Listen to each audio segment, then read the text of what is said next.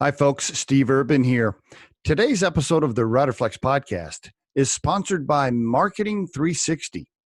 My good friend JB Kellogg and his team do such a fantastic job for us and so many other companies. Marketing 360 is the number one platform for small business, and it's everything you need to grow your business.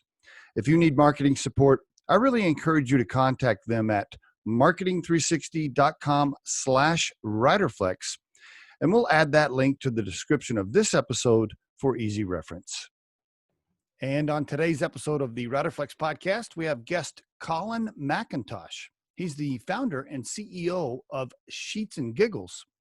They make sustainable bedding from eucalyptus trees. They don't harvest wood from any ancient or endangered forests. Instead, their trees are grown on sustainable, managed, and biodiverse farms. Plus, for every tree harvested, they plant two more.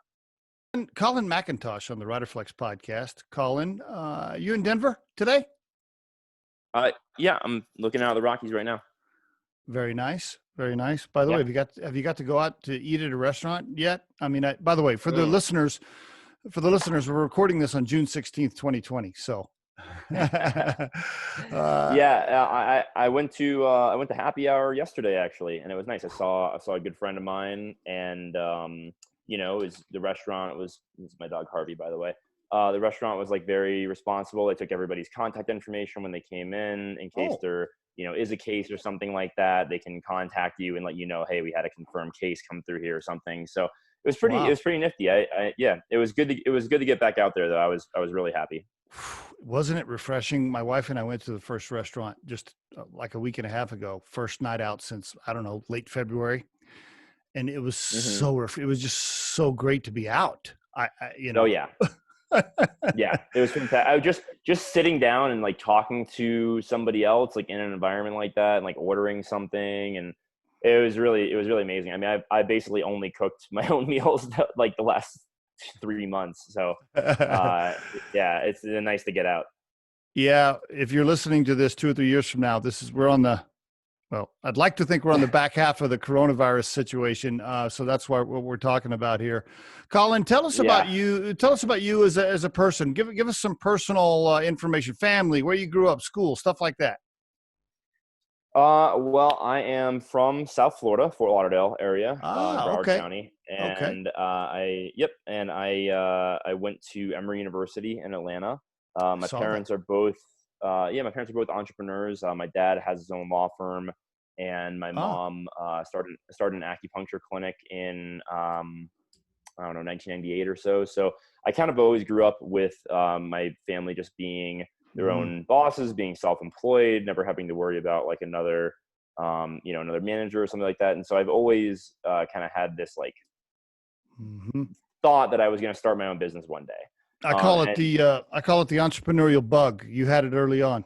Yeah, in a sense. I mean, like it just made sense. Like, why would anyone want to work for somebody else? Which is a weird thing, to say. But so I went to my first job in Connecticut. I worked at a hedge fund called Bridgewater Associates, which is the world's largest hedge fund. And then I became a recruiter, actually.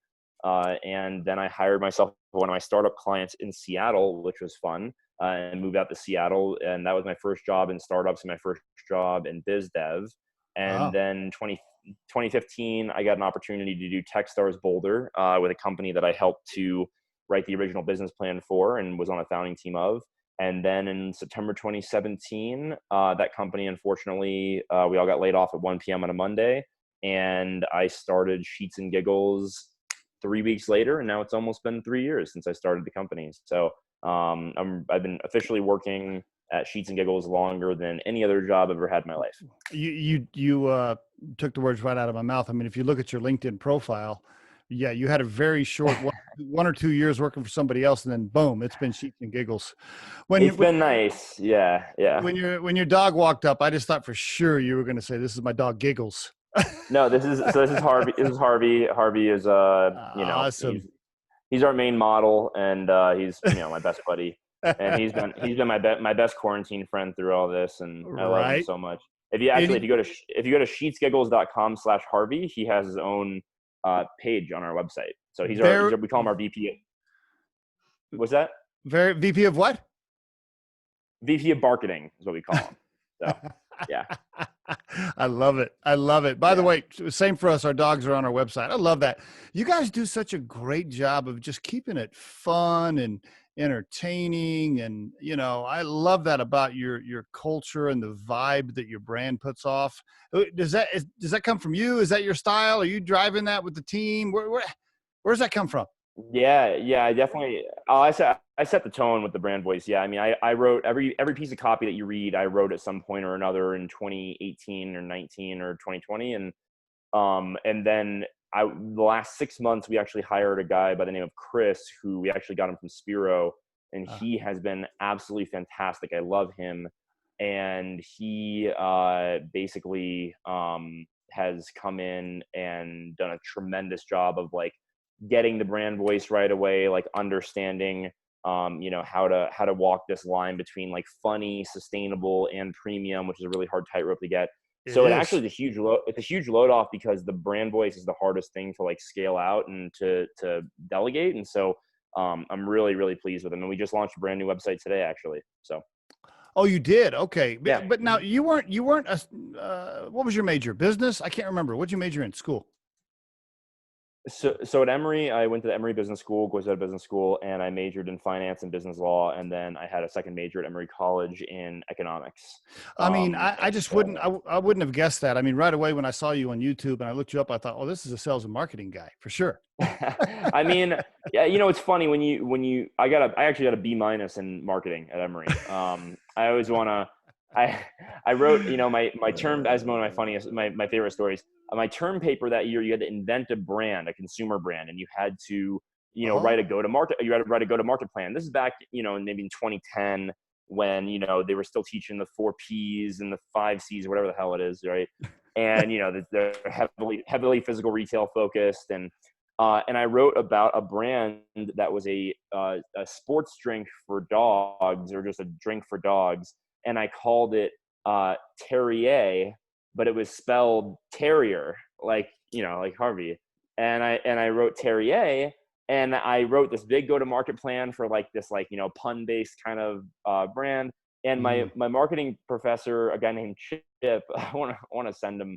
I hope he knows that I'm doing what I'm doing right now. He gave me like a C, and I remember he circled it up top. And that was very unusual. I had like a good GPA and everything, and he was like, he wrote, "I don't get it" in big bold letters, like for the brand name, right? And it's so funny, because when you think about the marketing professors and like the way that they teach kids marketing, it's so outdated and pointless. Mhm. Where it's like, it's like, if I was teaching a marketing class today, what I would say is like, if you're building a brand, you don't want 80% of people to get it, right? You want 80% of people to maybe even be turned off, Ooh, at least good. in the beginning. But Mm. then in the 20% of people, you want to like completely obsess over it. And so I think that's what we've done with S&G, is like, we have some people who are like, hey, this like feels, like I'm not going to buy sheets from like a funny company. I want like to know that I'm buying serious sheets. And we always respond like, you can just read our reviews, like they speak for themselves. At least we think so. And then other people love us, and those are evangelists or word of mouth. Like that's how we get our organic traffic and organic growth. And I think that people that can't take a joke, I w- I wasn't going to settle those people anyway with whatever company I started. So Exactly. By the way, can you give us the 3-minute elevator pitch right now for Sheets and Giggles? Go for it. yeah, sure. So S&G for short is a pun-based bedding company, as is obvious, and we sell bed sheets, comforters, duvet covers, pillowcases, throw blankets. We're adding in a bunch of new product lines this year and next. And we were founded in October 2017. Our sheets are made from a material called eucalyptus lyocell, which is very different than cotton or polyester or a lot of other fabrics that people are familiar with. And it's actually much more sustainable. So it uses up to 96% less water than cotton sheets. It Mm. uses less energy. It uses no insecticides, no pesticides. And it's a really, really fantastic product. Lower coefficient of friction than cotton. So it's smoother, softer, better for sensitive skin. We have people who have fibromyalgia, eczema, all sorts of different ailments, neuropathy. And they let us know that our sheets are the only thing that can help them sleep through the night. And that means the world to me, because I actually have a herniated C4, C5. Mm. And I don't know if you've ever woken up in the middle of the night because of pain, but Yes. it's torturous, right?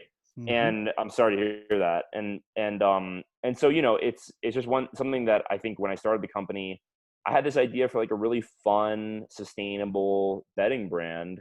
And I didn't really realize the amount of lives it would like touch in a very short That's period of great. time, and Mm. what we've been able to do. And, even with the COVID-19 crisis, we've ended up donating $40,000 to the state of Colorado for COVID-19 emergency relief. Nice.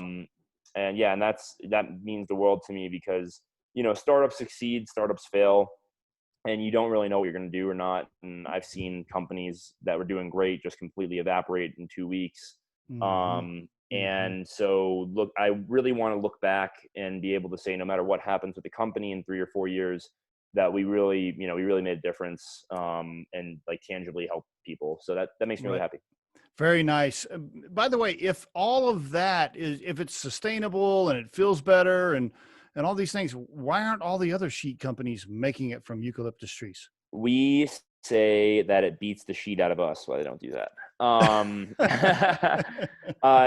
So cotton's like, it's like a legacy product, right? So like if Okay. you are, these are a lot of fabrics, especially cellulosic rayons, which are, people are familiar with like bamboo viscose or modal, which is made from beechwood and spruce and pine, Mm-hmm. or lyocell, which is our fabric, which is made from eucalyptus trees.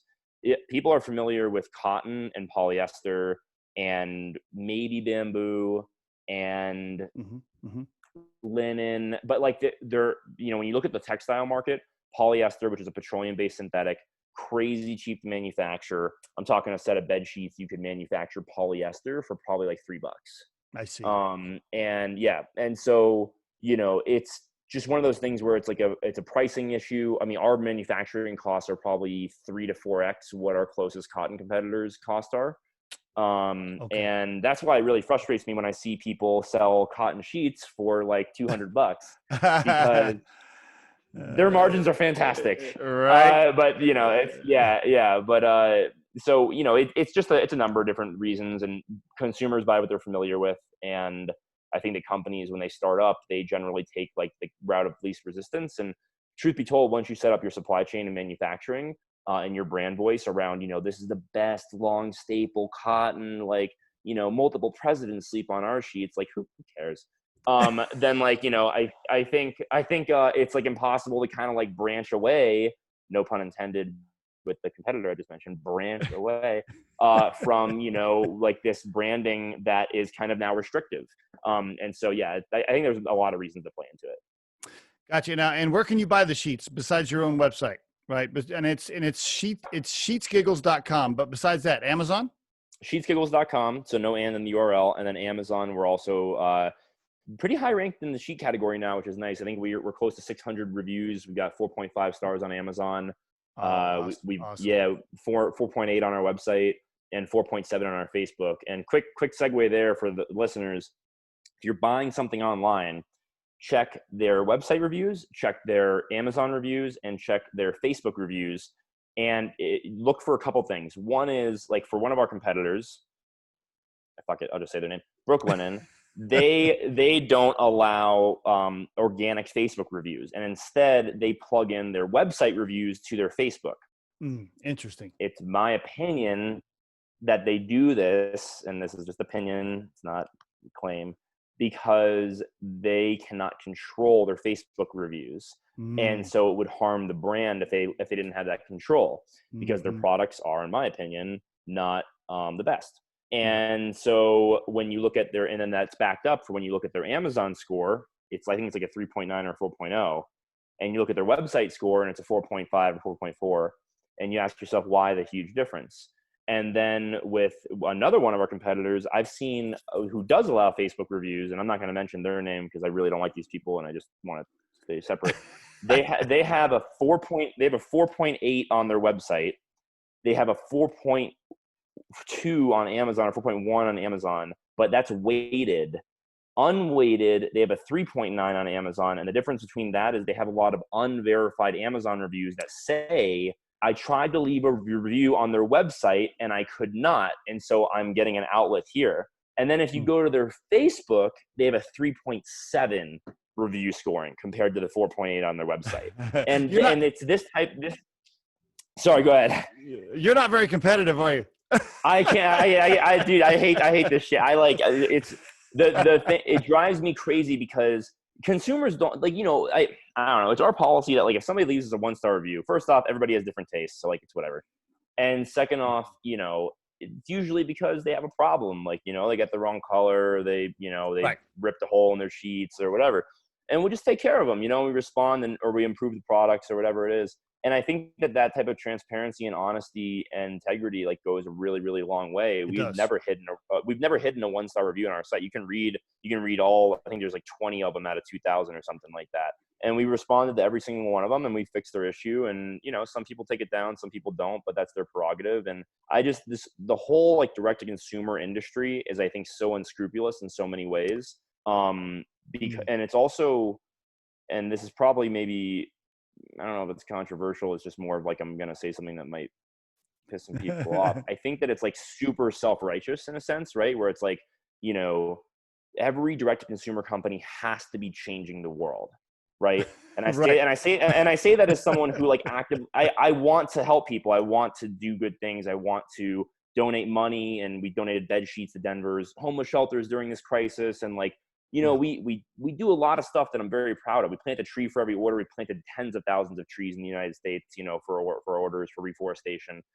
And, this is like a discernible thing on our bottom line, but it's what it makes me feel good and what makes our team feel good. But it drives me crazy when these direct to consumer companies are like, we're changing the ways that cultures interact with one another. And it's like, no, man, like you sell a suitcase, like, or it's like, like we're changing the way that people think about personal hygiene. It's like, no, you sell a toothbrush. Like, what do you like, it drives me crazy. And so that's anyway. Yeah. What happened to, that's a tangent. That's a tangent. What happened to just having a company that just delivers a really good product? That's what I'm saying. That's what I'm saying. It always has to be this like huge, and you know what it is, if I can be completely honest here and maybe help some people out there that are maybe early in their career. It's a recruiting thing. And this because you're a recruiter. Yep. So when you're pitching, and I used to be a recruiter. So when you're pitching a candidate on a startup, you're not pitching them, very, very rarely you're pitching them on the salary. That's right. And very rarely are you pitching them on the equity because usually, right? And usually it's like a pinch, right? A pinch of stock options. Yeah. And very rarely are you pitching them on the benefits. It's all about the cause and the mission. It's all about the cause and the mission. And so these D2C consumer companies that I'm in the same, freaking industry with, they all have to be changing the world. So that way 22 and 23-year-olds come out of college, don't know what the hell they're doing. And they'll take, $40,000 in San Francisco for like 80-hour work weeks, which they can't live off of. And then 2 years in, they're like, oh my God, like I sell suitcases for a living. Like, what am I? And there's nothing wrong with it. I sell sheets for a living, right? I'm not shitting on that, industry, but I'm just saying that like, it's almost like a frustratingly good, like recruitment and retention ploy to get people to buy into something special, because people need to buy into that to feel fulfilled, especially the millennial generation, my generation. I think that my generation is like tremendously obsessed with like needing to feel like very, very fulfilled in their work. And that's great. I mean, it's a good thing in a lot of ways, because I love the activism for my generation, especially right now. I love what people are doing. I'm so impressed with the millennials and Gen Z and how they're, putting a lot at risk right now to try to make a difference. But at the same time, it leaves them open and susceptible to, taking an offer that they shouldn't take from a company that maybe they shouldn't work for, and a manager that they're not going to enjoy in a couple months, because they get sold on this mission. And I've never done that. I tell my team, I'm going to pay you market rate. I'm going to give you meaningful equity. I just doubled everybody's equity last month, because like, what's a few points off my bones? I don't care. Like, so you diluted yourself. I diluted myself. Yeah. I just double, it's a verbal promise right now. We're doing the paperwork now, but like, it's one of those things where I was just like,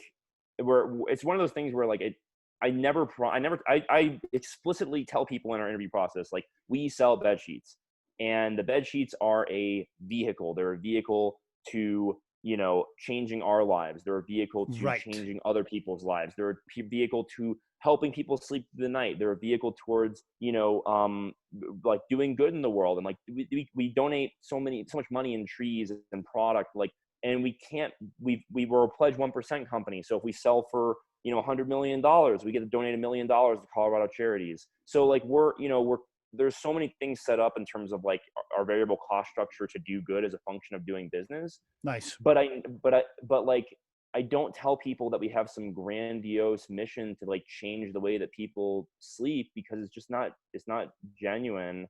And if there's one thing I can't stand, it's like startup founders believing their own stuff. Their own crap.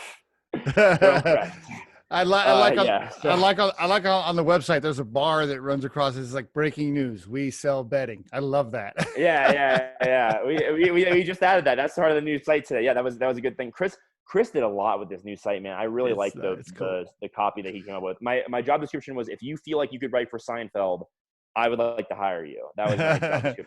Oh, that's good. That's a good recruiting strategy. By the way, the brand has the fun part of it has that Dollar Shave Club fun part, but higher end product. The Dollar Shave Club, I didn't ever consider them high end. Yeah. I thought of them as a convenient fun category. I see you as fun and high end. Is that accurate? That's accurate. And it's a hard tightrope to walk, I'll tell you that. Like, it's, and I actually really like that, because I think it makes us the most differentiated brand on the market. And like you'll never see in another bedding company like three dudes in bed with avocado face masks drinking red wine. Like, you just won't see it. And truth be told, if I can comment, that's one of our most famous pictures of me in bed. It's particularly like 2 years ago with two dudes flanking me, two of my good buddies drinking wine. And we get a lot of comments about how, and I don't want to downplay this at all, but because it's Pride Month, but you get a lot of comments about like how, non-heteronormative it is, and how, it's nice to have some different, like, I think somebody said, thank you for the poly-homo representation, which was an interesting, you don't see that on a lot of bedsheet ads. But for me, when we took the picture, I just thought it was a funny picture. I thought it was great. I thought it was great. And I remembered it. I mean, it's very rememberable, right? I mean, yep. I thought it was great. So how big, do you mind sharing now? How many employees now, by the way? So full-time we're 7. So we're still very small, but we, as a function of doing business, I mean, I couldn't tell you the amount of people that I pay on a weekly basis. I should know that number. I would say it's probably about 40 people that touch the business. 30, 40 people. Manufacturing is where? India. Okay. And do they, same company handles your supply chain, or is that that you outsource, or you outsource that too, I'm assuming? So I actually have a director of product. His name is Mike, and he's my rock. And so Mike he's director of product and operations. So he does all of our, product prototyping, testing, manufacturing relationships, supply chain management. He does all of our international logistics and operations, and our warehousing and 3PL. And he has 40 years of textile supply chain manufacturing experience. And I love Mike, and I'm so happy that he's working on this with me. He does the 3PL from LA, or where do you bring it in? We do LA and Fort Lauderdale. Fort Lauderdale. Okay. Yeah. Is your family still in Fort Lauderdale, by the way? Oh yeah. Mm-hmm. Yeah. And that's one of the reasons I actually chose Fort Lauderdale for a 3PL, is because I'll fly down there to visit them. And I just swing by the warehouse, and get lunch with the Pete guys. And it's great because it builds like a nice relationship with our 3PL, which I think a lot of brands don't have. And they're very, very responsive and helpful for us when we need them. By the way, I used to do business down there on a regular basis, and I'd always go to this restaurant in Lauderdale that reminded me of something out of Goodfellas. It was called Anthony's on 84.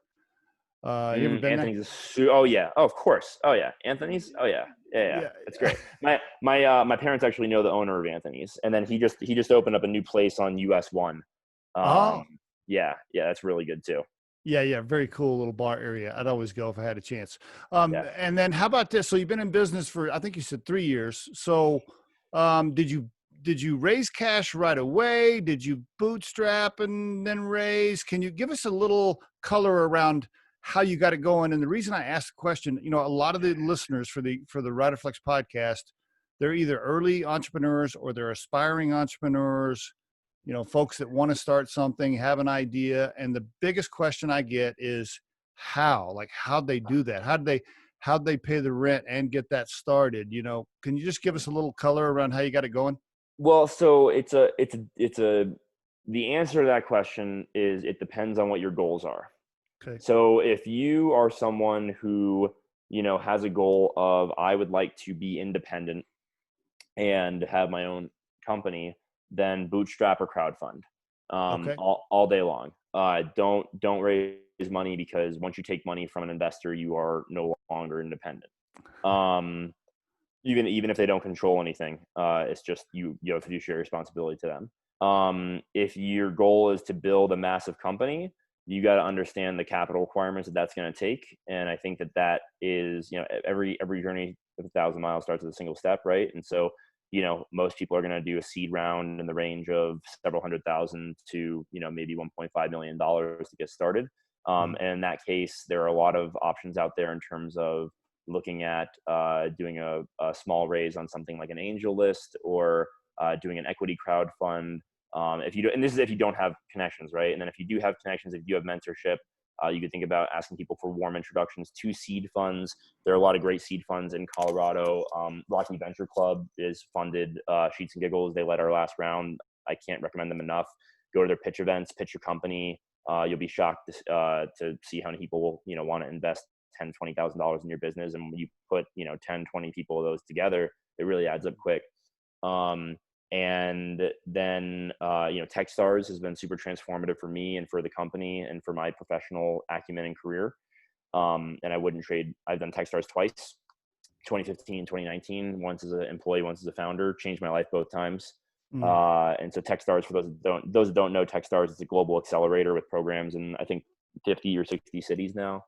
And they probably have one nearby you, and they have a class every year and 10 companies. And it's a great way to build your connections and your acumen as a startup founder and CEO. In terms of what I did, to cover it briefly, I knew I was a first-time founder and CEO, starting a pun-based betting company after my last company had just laid me off at 1 p.m. on a Monday. So I think the first person I ever told Cheats and Giggles about, outside of maybe a couple very close friends and family, was a guy named Paul Foley, who's a guy in Denver that a lot of people know. He's been on the Riderflex podcast. Yep. And you'll recognize the name. And so I'm having ramen with Paul, and I think it's probably early 2018 or late 2017. And I'm telling him, I'm like, yeah, I got a logo made, I got a website. I'm telling him, and I said, you know, I told him about the betting company, and I said, and it's called Sheets and Giggles. And I think Paul like took a bite of his ramen, and then he just kind of like looked up at me, and he was like, "The fuck are you talking about?" Like that was his like exact response. and I think that is I think that's so like good. And I think that's exactly the reaction that I anticipated from any investor that I would try to tell about the company. And so I knew, but Paul, to his credit, ended up, he said, "Well, are you going to do this?" I said, "Yeah." And he said, "Okay, well then I want to invest." And he was one of our first investors.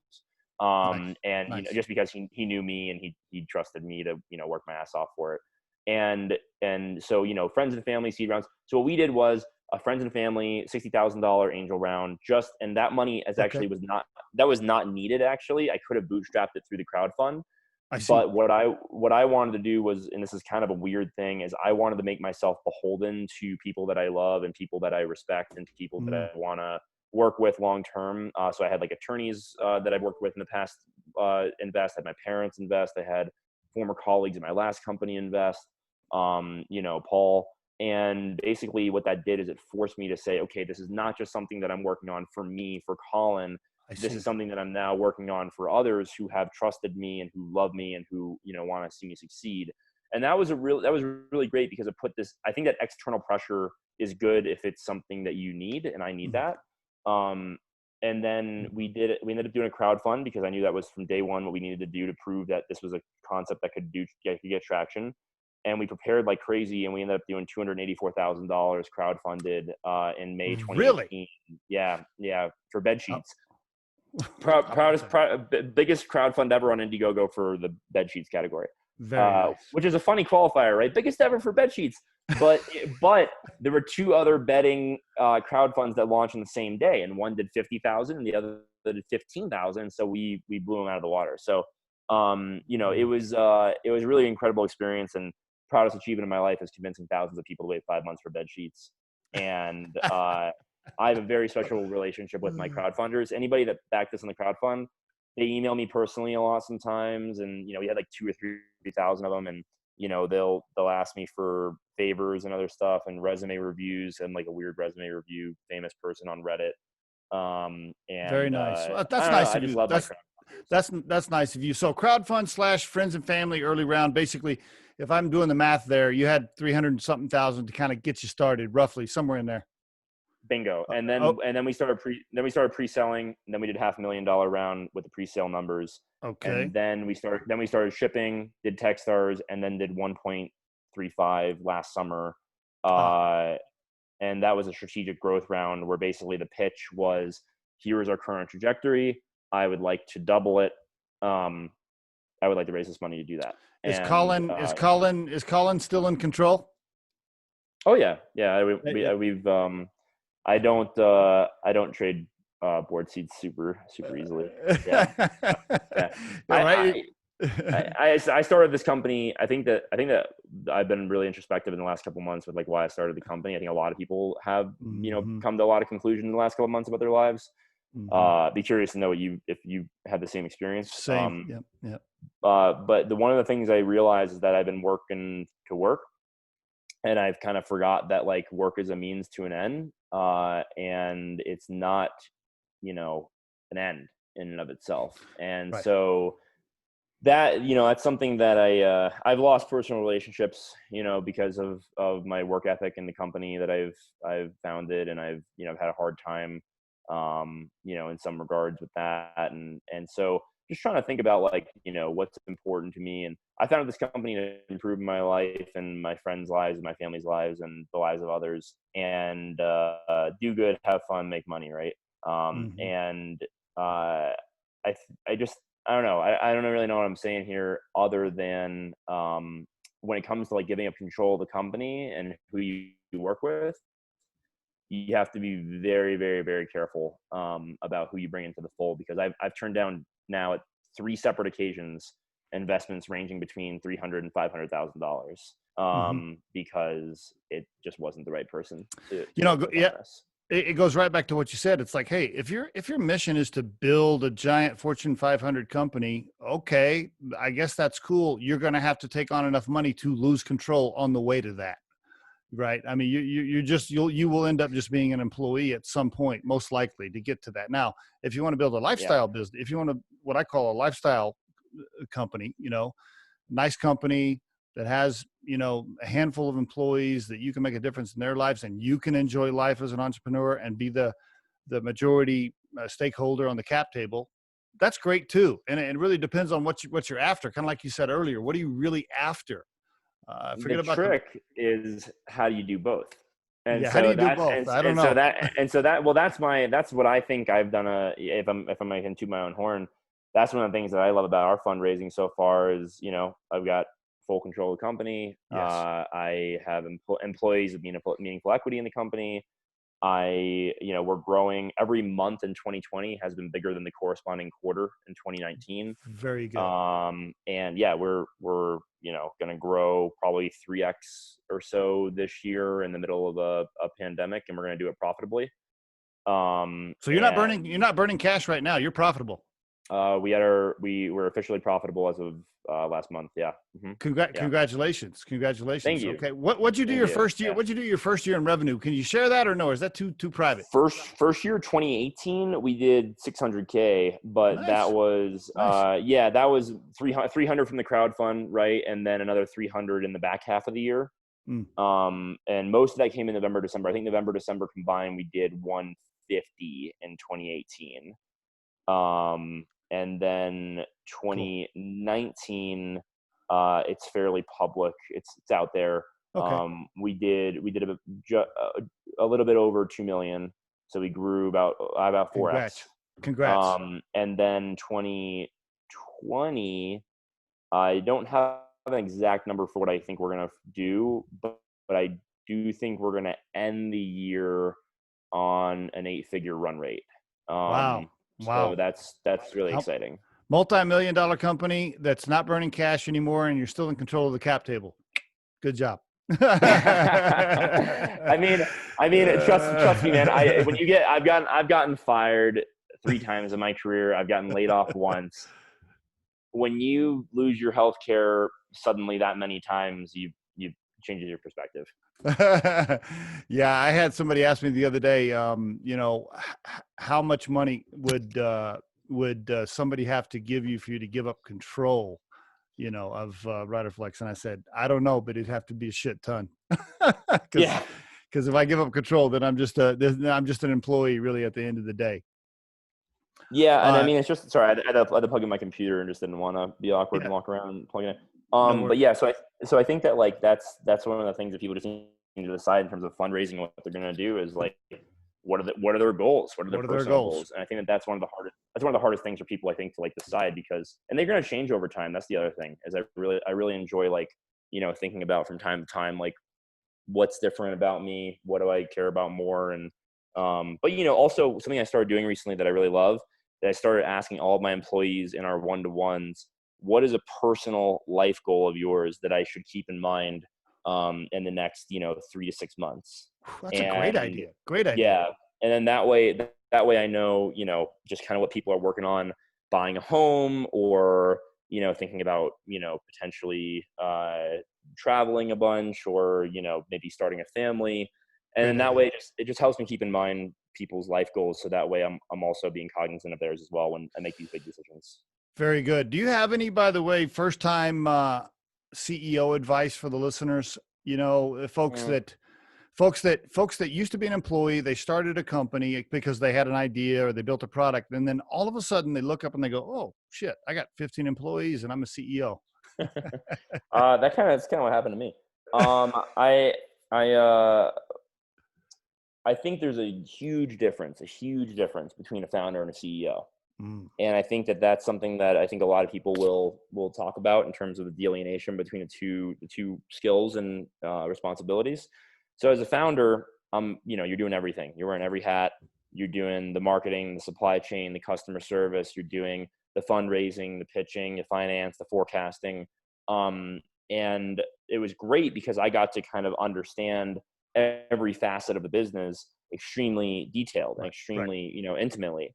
But then as a CEO, I became a micromanager because I could not give. And you have these investors whispering in your ear, like, oh, you're the magic that makes this company run. You're the secret sauce, like, whatever it is. And I think there's like a portion of that can be true, right? Where it's like, I am the brand voice. Like I'm, yeah, in the founder's voice is generally speaking the brand voice. And like, I can connect the dots in a way that other people in my company can't connect dots, and like come up with strategies that they can't come up with. And that's fine. But when it comes to, our marketing department, I've almost entirely passed off our marketing strategy and execution to a team of 3-4 people that is just absolutely crushing it since I passed off control to them. And was that hard? They come to me for budget. Was that hard for you? Oh, it was brutal. That was the hardest part. Passing off product and customer service were the first 2 things. I did that about a year and a half ago for each of those, or probably about a year ago. And then leaving the marketing bee was such a struggle that it almost cost me a couple employees, and a couple good employees. And I just realized at one point, I was like, you know what? These are good people that it's going to be really hard to replace them. We're not desperate for cash. We're not, we're not going to go out of business if we have a bad month or quarter. Yeah. Like, let me pass this off to them, give them the reins, and see what they do. And they have responded so well. And I think that like, it's also learning about being comfortable in that role, because it feels weird. I'm not doing all the things anymore. And it just feels weird. And it feels weird, and it feels like I'm not doing enough. But if you want it to grow, if you want the company to grow, you have to, right? You have to let go of some of that stuff. And I commend you for doing that a lot. I can't tell you how many times I've seen it where founders just won't get out of the way to let the employees help them grow the business. I see it all the time, and it's key. The scary part is, and you touched on it, and I often tell people this, especially as Riderflex is a recruiting firm, so it's a straight up service business. It is super scary to continue to hire people and put your brand image and reputation in their hands, right? It's hard to let that go. But if you don't, your business is not going to grow, right? You have to. Yeah. I mean, so Yeah. kudos to you for being able to do that. I think it's partially informed because I did used to do recruiting, and so I've seen founders have a hard time letting that go, and I just didn't. And I've been through Techstars, and I've seen it, and I didn't want to be one of those guys. And it's a preventable mistake, right? But it's hard. It's really hard to get out of that mode and to give up that control. And you just got to measure it quantifiably and see how people are doing. And and also you'll agree with this principle. People hire people that look like themselves. Yes. And there's like negative and positive things that come with that, right? Like negatively, people hire people of the same gender, race, creed. And then positively, people will hire people like that's what you always want the interviewer to be, the one who if you could plug anybody in the company into that job, the interviewer should be that person, right? And then because they're going to hire somebody who kind of looks like them. So I looked around the other day and I realized, like, oh my God, I've got a bunch of mini Collins running around. And in the sense that they're all smart, and I love them. And I'm talking about them, not myself. They're all smart. They're all ambitious. They're all independent, fiercely independent. Every single one of my company does not enjoy meetings. We have one standing company meeting over 5 minutes on the calendar every week. Wow. And they hate that. And that's a struggle to even get that to be accepted long-term. We are now fully remote. Nobody ever wants to go back to an office and then when we were talking about it, they were like, we should go full remote. And I was like, well, I think there's some benefits of being in an office. They were like, Colin, when you hired us, you said that you would never make us show up at an arbitrary time at an arbitrary place to do arbitrary tasks, perform, arbitrarily. And they were like, so let's agree that you said that. And I was like, shit. I did say that. And so I love it. The two most common words of the company are no and why, and not in that order. And I'm a big fan. I'm a big fan of remote. Riderflex was 100% remote, 3 years before coronavirus. So yeah, I'm a huge fan. I just feel like the recruiters and everybody on the team, they're super productive. We're on chat and Zoom all day long. I mean, right. I probably have better touch bases with them, quite honestly, using Zoom than we ever would in an office. So I'm a huge fan. Congratulations on getting the business where it's at today. I mean, really a major accomplishment for somebody that was involved early on in a startup, just, shortly after your career got going, no real executive experience. You've had to teach yourself how to be an executive while you were teaching yourself how to be an entrepreneur and a CEO. And you got your second startup to profitability and multi-millions of dollars in revenue in 3 years. I mean, wow, that's pretty good, man. Congratulations to you and your team and your team. I give my team a lot of credit. Love the messaging is fun. And you know what, here's what I was thinking when I was doing my homework on you yesterday and this morning. I was like, this is fun. Like, sheets are kind of boring, right? Like, I would never even think about buying sheets and it being a fun thing to do. But when I was looking at your brand, that's why I did it. Yeah.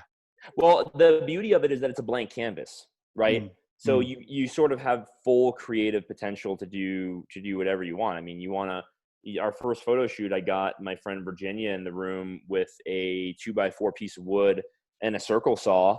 And I told her, saw this in half while Tony sleeps in the bed behind you. And she was like, okay. And she just saw, and then, we get this great picture of like the sawdust flying off the 2x4. And like, we did the whole thing for a single bit, which was like start sawing logs. And like, and so, wow. And so you should do go ahead. I usually plan photo shoots around like one central bit. Like, so, our comforters we just launched, we had one central bit that was like, my buddy Rob was going to be writing. And I use my friends for photo shoots because, honest to God, I think that models respect the profession. I think it's very difficult for them to recreate the raw chemistry that friends have when they're together for photo shoots. Mm. And so I had my buddy Rob come over, and he rode his bike, and he wrapped a comforter around him and rode his bike down the street with a full king comforter wrapped around him and his bike. And we did it just because it was like a take your comfort. It's so comfortable. You'll want to take it with you when you leave home in the morning. This was a week before COVID. So this is like, poorly timed. Yeah. But and then we did the same bit in the gym, girls working out, doing bench press with their comforter over them. And like, we did the same bit in, the elevator, and like in the office, we had a board meeting where everybody had a comforter draped around them. And it's just like, I don't know, it's just so much fun to just do whatever you want and then let the reviews speak for themselves and just entertain people. In your spare time, you could start your own marketing agency, probably. I don't have a lot. I don't have a lot of spare time. I know we're speaking of time. I know we're out of time. I'm already over what I had you scheduled here. Let me ask you one more question. Sure. If you had to define your core purpose in life now, and you had to put it into a sentence, and and it was something a little deeper than just, make the world a better place. Let's go beyond that. How would you describe Colin's core purpose? And if you don't have an answer, that's cool too. It's a tough one. It's a hard question. My core purpose, I don't think, okay, let's get heavy for a second. I don't think that people, I don't, this is so awful to say. I don't think that anyone has a purpose necessarily. And like, in a broad sense, like in more of like, I think, and I think most people might disagree with me on this, which is okay. Like, I think that, like, you're born, you live, you pass, and, there are infinite amount of moments that make up your life, and you pass in your life. If you're an extroverted person like I am, you probably touch, thousands of people, along the way. And when I used to tutor the SAT. And when I got, this guy I used to tutor, he was a football player. I tutored him for free at his high school. He's a football player, couldn't afford SAT tutoring. I took him on as a student, got his score from on the 1600 portion from like 800 to, I think it was 1200. We got him up to, and that got him into Dartmouth, and hopefully change his life. Wow. And stuff like that. Yeah. It's the little moments like that I remember, right? My buddy Eugene, right? He was 22-year-old kid. I was 23-year-old recruiter at a client in Seattle. I was trying to convince him to leave his job and go join my client. And that was the same week that I got an offer for my job at that client, the biz dev position. And he said, I'm on the fence about taking this offer. And I said, well, I want to let you know that I'm taking an offer from this company. I'm moving to Seattle. And so that was a strong signal for him, obviously. And so he quit his job, moved to Seattle. And now 7 years later, he's still there. He just moved in with his girlfriend, who's one of my best friends that he met through me when we were out there. And I'm telling microcosms of little stories just to say, like, I think my purpose and anyone's purpose is to just kind of make the lives of the people they touch, like, appreciably better. That's good. That's good and stuff. Yeah, and I think that like you'll get that back in spades, and so far so good, in a sense of, I don't feel like I've been wronged. I mean, I've gotten taken advantage of, and I've had written some legal letters back and forth to some people. My dad's an attorney, so I've got that gene. That helps. That helps. It's baked into here. As a 10-year-old who used to get cross-examined at the dinner table, it's baked in there. But like in terms of like purpose, that's the way I would define it. And other than that, very nice. I think you just do the best you can with what you got.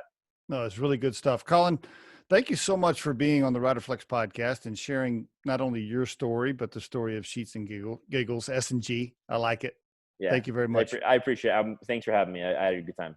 The Riderflex podcast features entrepreneurs, business executives, and the stories behind how they got there, as well as daily tips on career advice and job interviews. Our show can be heard just about anywhere these days, but you can visit riderflex.com and click on the podcast page to hear all the previous episodes and learn more about the recruiting and consulting services we provide. Contact us at the email address info@riderflex.com or 888-964-5876. Thanks so much for listening, and if you enjoy our show, please be sure to subscribe to our channel and like the episodes.